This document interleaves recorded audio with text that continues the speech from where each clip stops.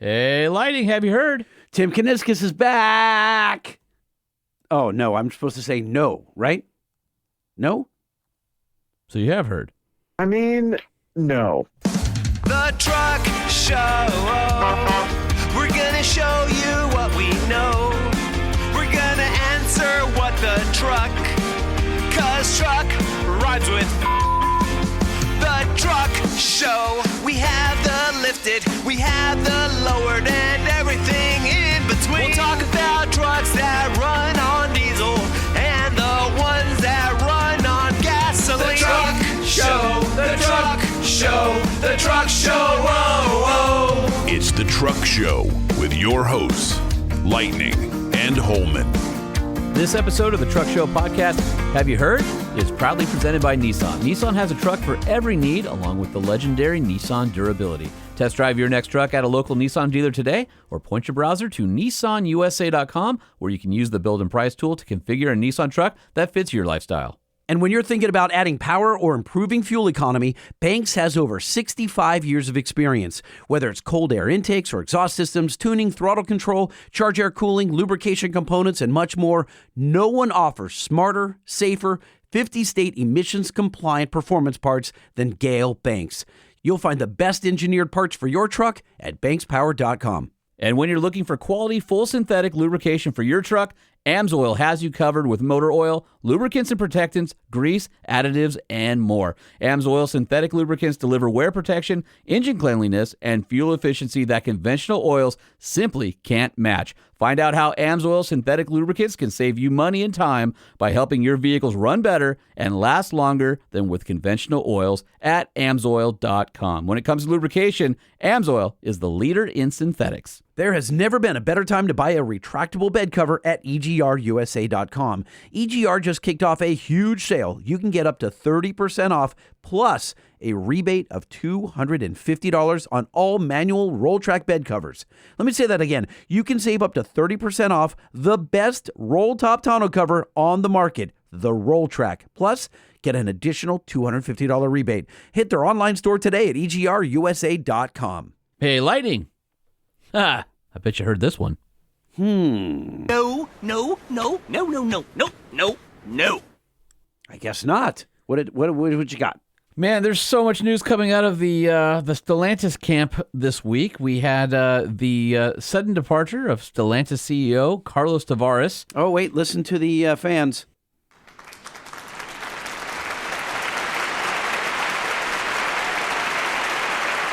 Okay. And there are a number of people that, now that he's gone, are coming out of the woodwork.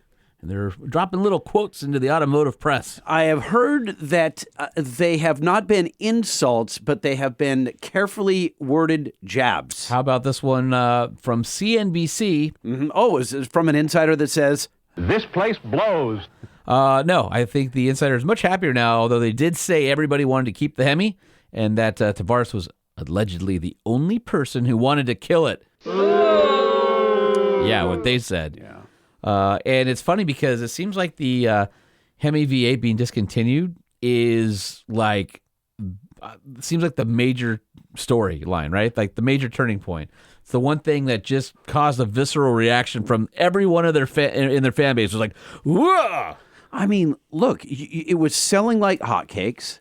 It's really what invigorated the brand and the Dodge brand, right? And then they unplug it from the wall, just out, over. I mean, literally instantly, everyone's like, nope, I'm done with these brands. Yep. And how many people bailed from Ram to go to Ford or whatever? I don't think that's quite happened yet because we don't know. The new truck's been out for 5 minutes, and the heavy duties are just now being talked about. Mm-hmm. Although we're under embargo, so we can't share everything that we know. Although, Embargo. If you go back a little ways, a few weeks ago, where we broke news, I will say we are basically 100% right, based on what I know.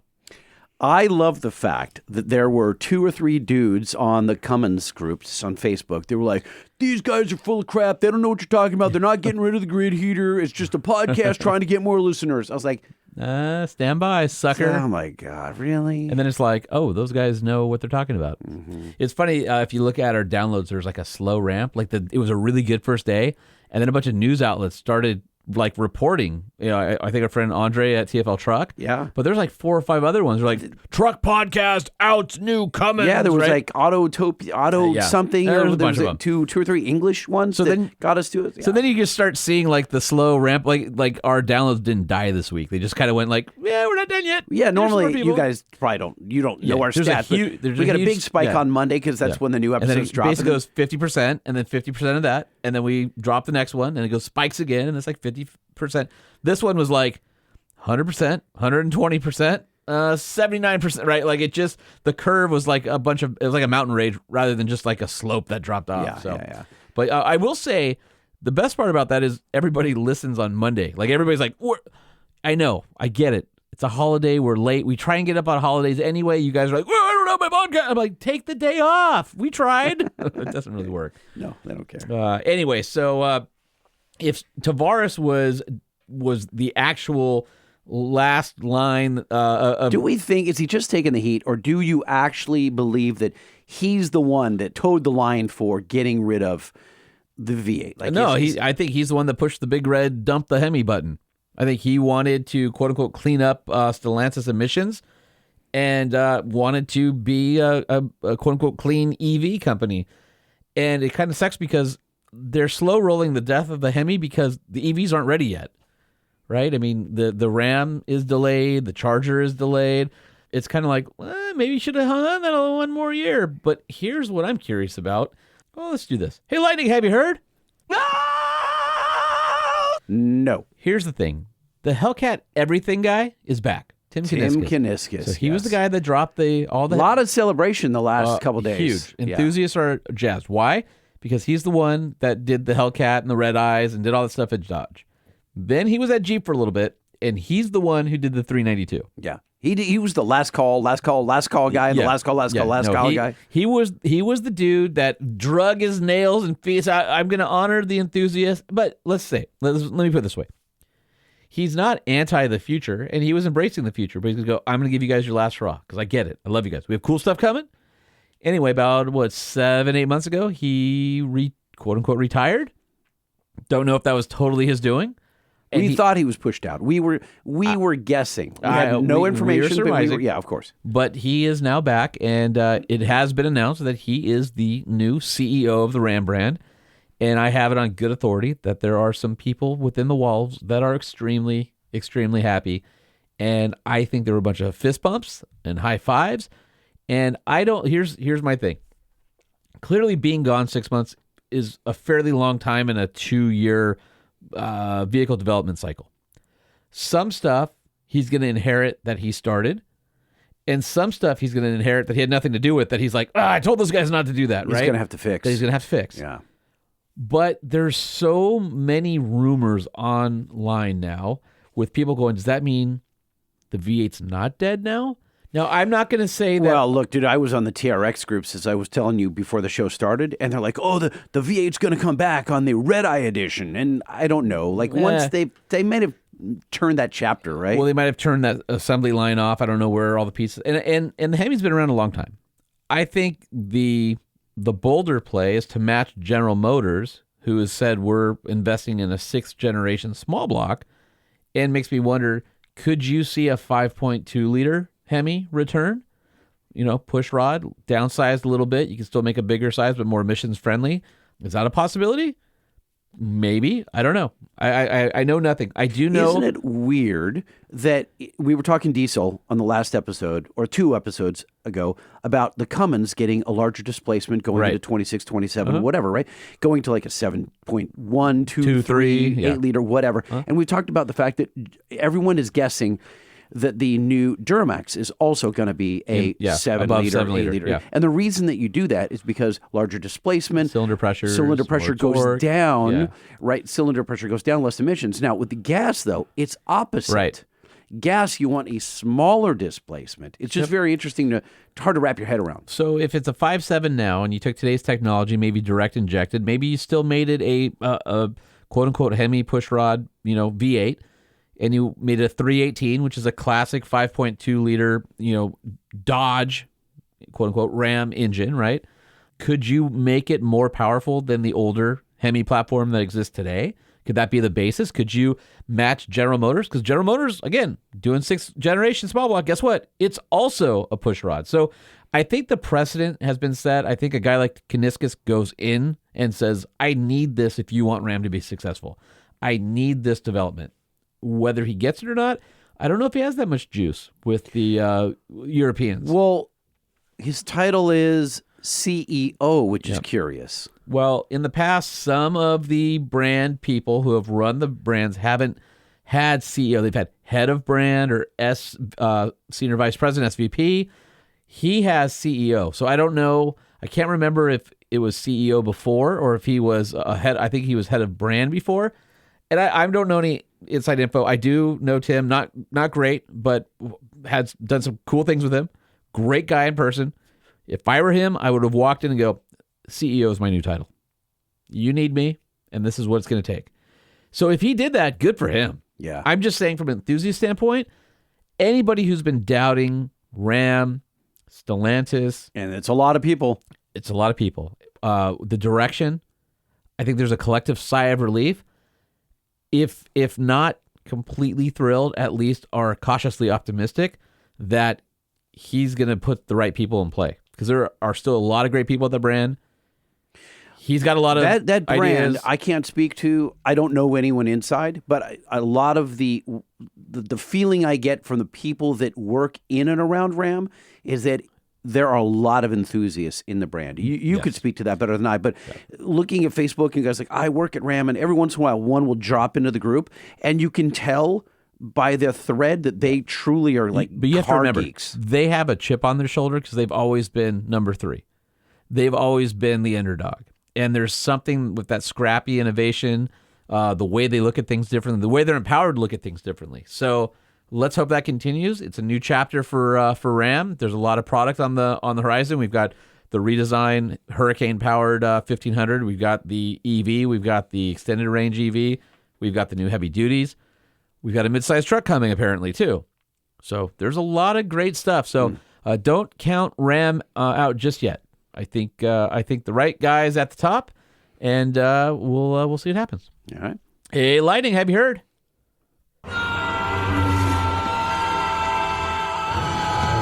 Oh, by the way, that was GM and Ford when they got the news that Tim was back. Oh, really? Yeah. So I was at the LA Auto Show, and they had... You don't say. I was there. And they had the new Cadillac Escalade sitting there. That one that has the 48-inch A-pillar to A-pillar screen. Yeah. And it's like, yeah, it's a nice looking, SUV still. It's cool. Was this the one with the supercharger that's like $180,000? No, this was what I don't think this was a V. That doesn't matter. Okay. It was the point is it was there. And you look at it and you're like, modern looking, nice SUV. And then you turn to your left and you're like, holy crap, what's that? So they had the Cadillac Escalade IQ, which is based basically on the Ultium Hummer battery electric platform. It's the all EV. It freaking dwarfs the regular Escalade. It's massive. So wait a minute. This is not the Escalade ESV, right? Because that's a long one, right? You got the Escalade, and which is built on the Tahoe platform, whatever that is. And then you have the Escalade ES. Well, it used to be called the ESV. I don't know what it's called now. The longer one, the Suburban, basically. Right. Right? Right. All right, so it's the Cadillac Escalade IQ, and it's freaking huge. Now, when you see it in pictures... Yeah, it looks normally... It kind of looks mid... You know what? In this photo reminds me of a Kia Telluride. Not the looks necessarily, but the shape from this distance. When you see it in person, it's massive? It's huge, really? And it's very imposing. And the price has just been announced, $129,990 for the entry-level model. I mean, okay. All right. So, and then it goes up to $150,490 for the Sport 2. Oh my God, Luxury 2 is $449,900 and Sport 2 is $150,000. Holy crap! Yeah, no, it's nuts. So, this battery capacity is in excess of 200 kilowatt hours. So, GM says a range of 460, which is crazy. And the dual motor setup will be about 750 horsepower and up to 785 pound-feet of torque when it's in the Velocity Max drive mode. And just for example, the 200 kilowatt hours is let's see. So for perspective, the F-150 Lightning's extended range battery, 131. So basically, that ends up being 200,000 amp hours, and I'll just here. Wait. Let me say the 200,000 amp hours. Yeah. The battery that I just got from Mossasauer Power, they just donated a battery to me so I could try it out in my wife's golf cart. Okay. It is 105 amp hours. The 105 amp hours, and you're saying this is 200,000 amp hours? Yeah, because it's 200 kilowatt hours times 1,000 to get amp hours. In my Wrangler in the back, the battery that runs my fridge and all the house battery, 60 amp hours. Yeah, so that's 60. The golf cart's 105, and this Cadillac Escalade is 200,000. Yeah, that's a lot, dude. Isn't that crazy? Yes. So anyway, wait till one of those lights on fire. So they tell us that it'll be able to charge at more than 350 kilowatts an hour. So that's pretty fast. All right, moving right along. Hey, Lightning, have you heard? No. This one's for you. Did you hear about the Ford Mustang GTD setting a Nürburgring record for the fastest American car ever? So I saw a story about it, and I tried to muster some interest to read it, and I Nothing? couldn't. No. Sub 7, dude. 6 minutes and 57.685 seconds. Super, super fast. It's Scroll the- down and let me see a photo of it again. It didn't look... Production car. Yeah. And it is, I think they said only the 5th or 7th car to ever break 7 minutes. Okay. I take that back. It is super rad looking. I was thinking of something else. That car is super cool looking. The previous car that had the American record was the Dodge Viper ACR, which was a beast. And this beats that by 4.3 seconds, which is a freaking lot. According to Ford, it was one of 6 production sports cars to ever break the 7-minute barrier. Have you ever been on the Nürburgring? I've never been to Germany. I have been to the Nürburgring, and it was 4 of us and a Mercedes S430. We wanted an AMG, and we couldn't rent one. It was gone, so we had to settle for an S430. We had 4 big dudes. I was the smallest one in the car, and I'm 200 pounds. Easy. Actually, I weigh 212. That's what I weigh today. And I was probably 212 when I went in there. I actually might have been a little thinner. My buddy Roland Gray from H&R, I love him to death, but he's much bigger than I am. So anyway, It was like a helicopter where you had to balance out your seating positions in the car? we kind of did, actually. Yeah. He was co-pilot. And I forget the guy's name, but from Evo Motorsports, he was the driver, and he was a really good driver. And so it was the craziest thing. You go to the Nürburgring. It's 18 miles, I believe, thereabouts. You get a token out of a vending machine. You drive up, you put the token, and the arm goes up, and you go, and you're on a racetrack. And you can literally take anything you want. You don't need a roll cage. You don't need. We took an S430 that was a rental on this thing, and we're being passed by street bikes and Porsches and everything else, and it's freaking insane. You'd never have anything like that in America. A bike passed us like we were sitting still, and then about 3-4 minutes later, It passed you again? Nope. We caught up to him, and he had laid it down. He had low-sided and slid into a hill. He was fine. He was walking. If you ever go to Germany and you can go to Nürburgring, you can just take a car on it. Like anyone can do it, as far as I understand. So we just went on it like you're getting on an on-ramp to a freeway. Yeah, it's cool. The one thing I wish I would have done is the BMW M5 taxi. So for I don't know how much it is, like $150 or something like that. You pay a professional driver to get in a yellow and black checkered BMW M5, and they haul ass around it. And I hear that is absolutely amazing. Just to, I know we don't like to go too far into exotics. Oh, wait, yes, we do. Yes, we do. The Mustang GTD lap time beat the Lamborghini Aventador Super Veloce, the Ferrari 296 GTB, and it matches the Porsche 918 Spyder. Now, wait a minute. Aren't some of those cars that you just mentioned four-wheel drive or all-wheel drive? Because you would think that an all-wheel... I don't expect you to have that answer, but I'm just saying, you would expect an all-wheel drive because Mustang's rear wheel, is it not? Uh-huh. So that's crazy. Listen, I don't dabble in the car. I just go, that's cool. I will it is cool. show, and then I'm off to truck stuff. We Anyway, need to call an expert. So the fastest front engine production record is the Mercedes AMG GT Black Series, which did 6 minutes and 43 seconds back in 2020. And the current overall record is the Mercedes AMG 1 at 6:29.09. But Ford CEO Jim Farley said there's more for the GTD to give, and he says more laps are coming in 2025. He's not going to rest until he owns that racetrack. Pretty cool. How many cars does Ford make? Go to the website right now. Tell me. Yeah. Mustang and then the Mach-E electrics. Isn't that the craziest thing? In America, no cars. I know. Yep. If you guys don't believe us, it will disturb you. Even the when GT's you go to done now. Ford.com, Ford.com. I went there yesterday. And I mentioned to someone in the office, like, oh, yeah, they don't. It came up a conversation like, Ford doesn't make cars anymore. He's like, oh, no, they have that. I go, look at the freaking website. I pulled it up, and there's one car on the website. And you go, wait, what? It really hits home when you see the webpage with one car. They don't make cars. Don't believe us. Go to FordVehicles.com. Hey, Lightning, have you heard? No. Do we mention Tim Kuniskis is back at RIM? Several times. Okay. We should probably just mention that every time forever. Okay. The Pope got a new Pope-mobile. It's kind of cool. Tell me it looks like the Wienermobile. Check it out. Oh, no. What is that? Is it a G-Wagon? What is that? Well, yeah. So Mercedes has been building Pope-mobiles for a long time. So this is a is that real? Because that looks like a toy. No, it's awesome. That actually is real. Dude, there's something called the Pope-mobile. It's been around forever. No. I know that there's a real Pope-mobile, but that one in the photo looks like a toy. Is that real? This is a two-door. Okay. Based on the new EV architecture. Why does the back look like an old Bronco that you took the No, it's because the Pope sits up in it. No, I know he does, but that interesting. Why are you so obtuse? Okay, go ahead. Can we just finish the story? You're just mad that you don't have a Pope-mobile. Nobody's making a Lightning mobile. I would quit my job and I would just cruise around in that. Anyway, it's got a open air seating for Pope Francis, a height adjustable swivel chair, and a removable top to protect him from the elements. So it's all white, and then it's got it's all white, everything white, except for the tires. The floor in the back is red. Yeah. Now wait a minute. Where's the bulletproof glass? Well, I'm assuming that those panels can be put in. I didn't build the Pope-mobile.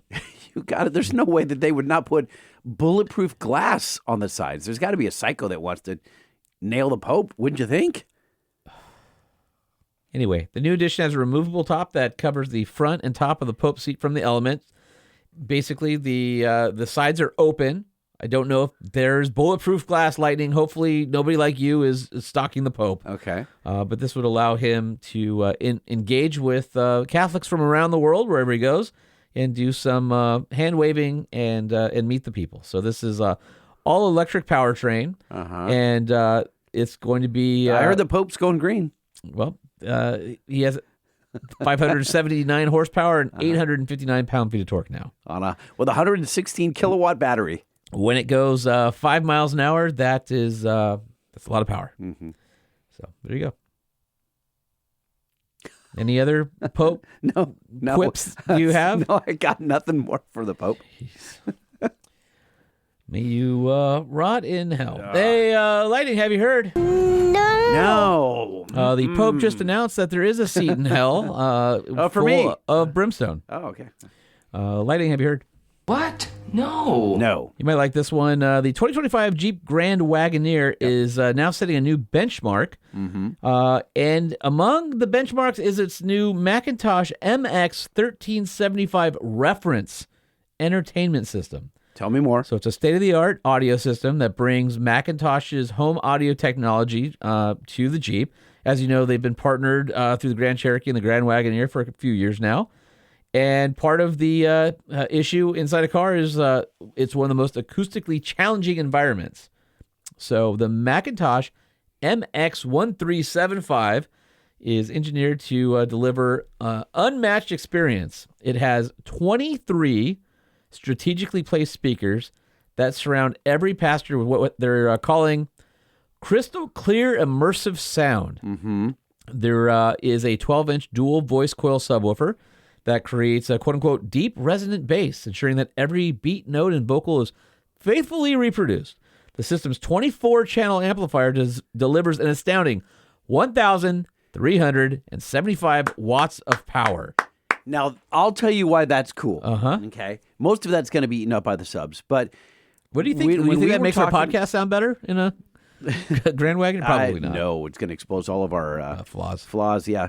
Do you remember when Gary Bell was here from Audio Control? I do. And we were saying like, oh, all these systems. Like I was complaining that mine has 19 speakers in the Harman Kardon system. Yep. I said, but it just doesn't sound that good. He goes, But remember, a lot of the systems too are built by 3 or 4 companies, and then they're licensed. The name is licensed. For right? sure. I don't know if that's the case on yours, but on the Macintosh actually has a hand in developing this. Sure. I think HK. No, I don't know on mine. Let's assume that they do. It doesn't matter. He was just saying like what they could do because so many speakers, very low wattage, right? So you've got maybe it's only a 5-watt speaker, 10-watt speaker. Right. When you get into the really good systems, they actually have, the speakers are like 50, 60-watt speakers.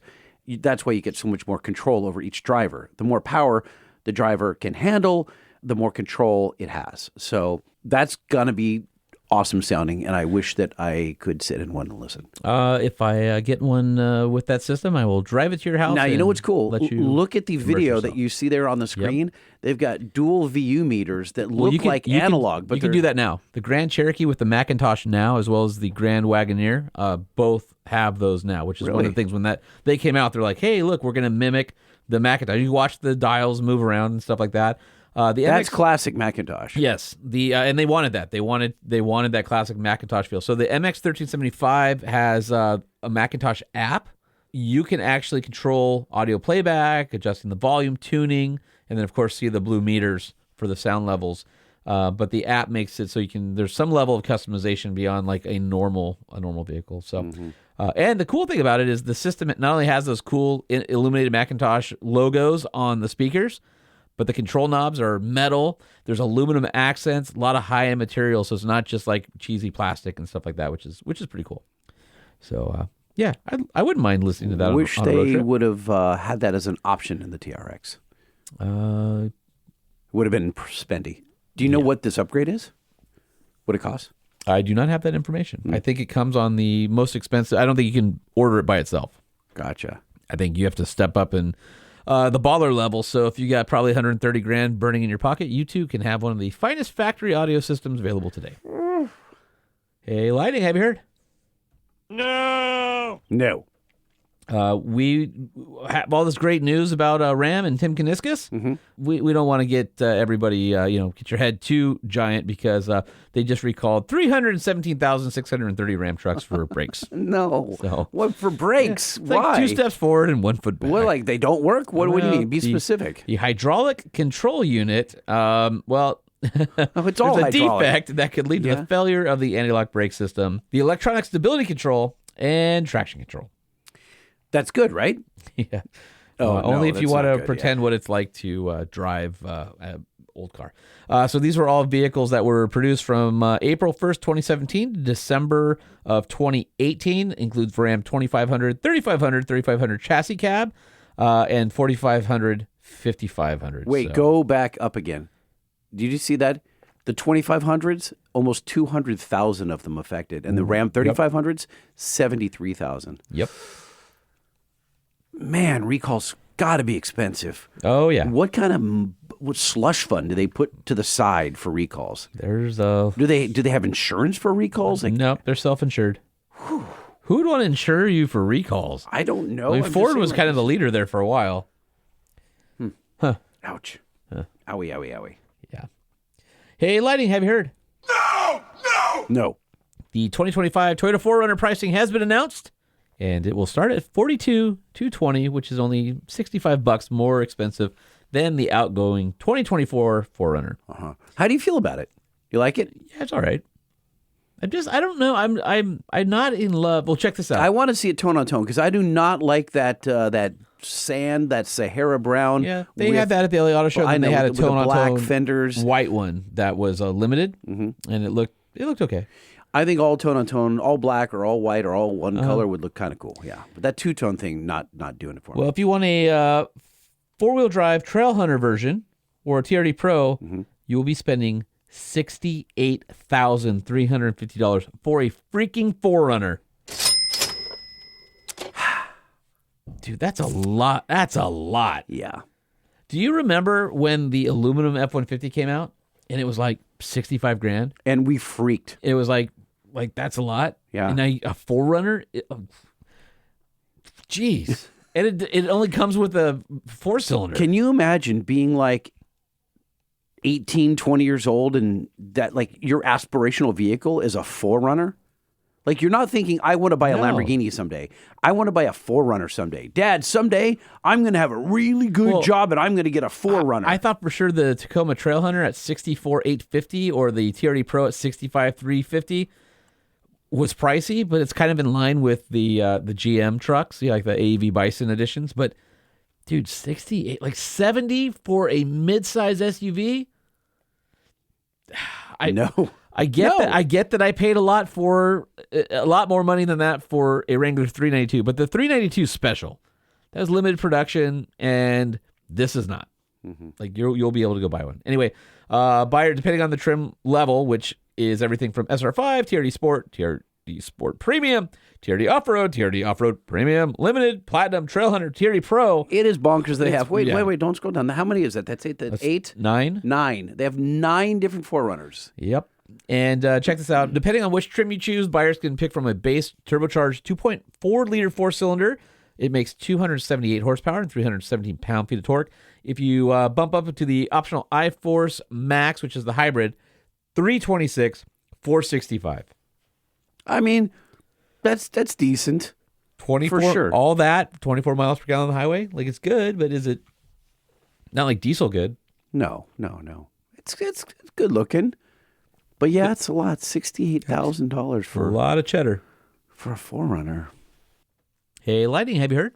You must be out of your mind. No. And filing under one last thing that will bum you out before we leave, the ancient Toyota Land Cruiser, the 70 series, you can get a manual gearbox again. Wait, why is that going to bum me out? Because you can't have a 70 series here. Oh. Remember they lost the V8 though? So no more 4.5-liter diesel. But you can get the 2.8-liter 4-cylinder diesel. That's 201 horsepower, 332 pound-feet.